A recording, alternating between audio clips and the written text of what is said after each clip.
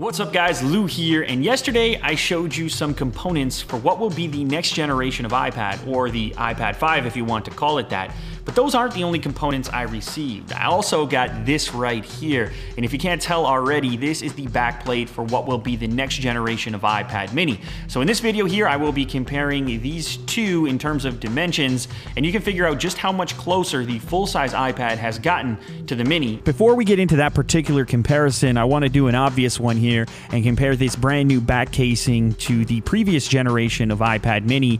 Granted, I've got a different color here. Don't let that really bother you too much, because the white version of iPad mini did have an aluminum back similar to this leaked back casing that I'm showing you right here. Of course, there is one slight aesthetic difference, which is the mirrored finish on the Apple logo. Otherwise, you're looking at two very comparable form factors.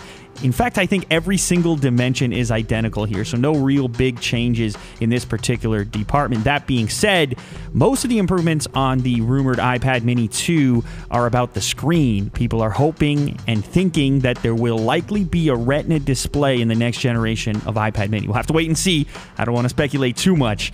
The mini measures in at 13.5 centimeters for width. Of course, that brand new iPad full size is 17 centimeters, is quite a bit more narrow than the last generation of full-size iPad, so they are closer now than they used to be. The height measurement puts the iPad mini at 20 centimeters and the next-gen full-size iPad at 24 centimeters. But when talking about thinness, these things are identical. In fact, if I didn't put the heading in those two clips right there, you'd be hard-pressed to tell the difference between the two. The story's a little bit different when you place one on top from this particular angle, but the question now becomes, with the full-size iPad getting closer in dimensions to the iPad mini, are you going to be as compelled to pick up a mini? Of course, there will likely still be price differences. We'll have to wait and see. If the mini does sport a Retina display, you would assume it would have to go up in price a little bit, but of course, only time will tell. I'm going to let you guys roll out on a little bit of an iPad sandwich here so you can see all four stacked up on top of each other.